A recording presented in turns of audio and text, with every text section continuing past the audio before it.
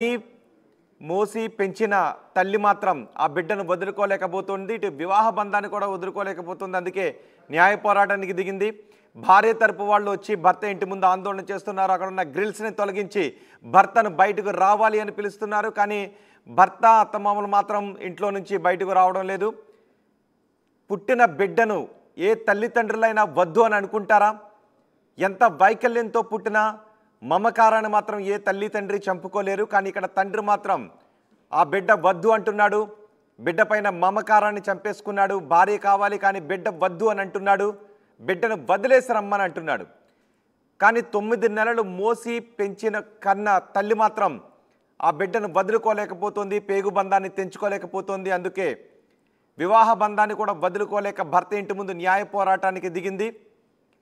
కానీ భర్త మాత్రం బయటకు రావడం లేదు. అక్కడ గ్రిల్స్ను తొలగించి భర్త ఇంటి ముందు న్యాయ పోరాటానికి దిగిన మహిళను చూస్తున్నాం. మీ అభిప్రాయం ఏంటి? మీ అభిప్రాయం ఏంటో కమెంట్ బాక్స్లో తెలియచేయండి. సహజంగా మనం ఎక్కడైనా చూస్తూ ఉంటాం, బిడ్డలు పుట్టినప్పుడు వాళ్ళు ఎలాంటి వైకల్యంతో పుట్టినా ఆ బిడ్డలను సాకుకుంటారు, బిడ్డలను పెంచుకుంటారు.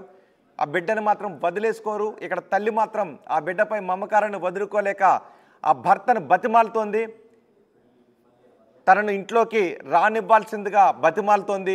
అంతేకాదు, బిడ్డను నేను చూసుకుంటాను, ఆ టెన్షన్ మీకు అవసరం లేదు, నేనే సాక్కుంటా, నేనే పెంచుకుంటా, ఆశ్రయం ఇస్తే చాలు అని ఆ తల్లి బతిమాలుతోంది. అయినప్పటికీ కూడా ఆ భర్త మనసు కరగడం లేదు. వైకల్యంతో పుట్టాడు అని బిడ్డనే వదిలేసుకోవాలి అనుకున్నాడు ఆ తండ్రి. వైకల్యంతో పుట్టినా సరే పేగు తెంచుకుని పుట్టిన బిడ్డను వదులుకోవటానికి ఆ తల్లి మాత్రం సిద్ధంగా లేదు. అందుకే భర్త ఇంటి ముందు న్యాయ పోరాటానికి దిగింది.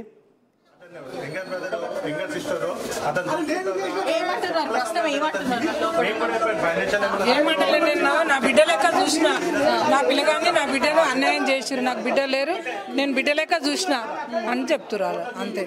ఇక ఇప్పుడు అతను చెప్పేది ఏంటంటే నా బిడ్డ లెక్క చూసినాను. మరి వికలాంగుడికి పుట్టిన వికలాంగులు లాగా పుట్టారు, వాళ్ళిద్దరికే కదా పుట్టింది.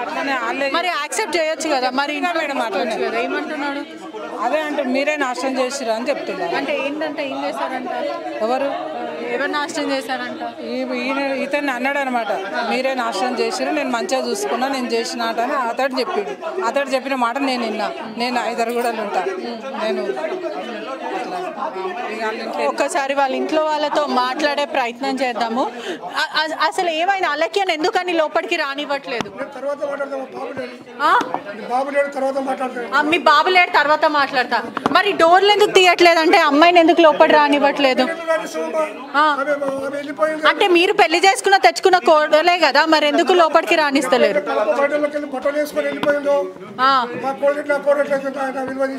అంటే తెగదింపులు చేసుకొని వాళ్ళు వెళ్ళిపోయారా? కూర్చుంటే అన్ని వివరాలు చెప్తాను. ఛాన్స్ ఇవ్వాలి. న్యాయం అన్యాయం చేస్తారు మీరు, అన్యాయం చేస్తారు.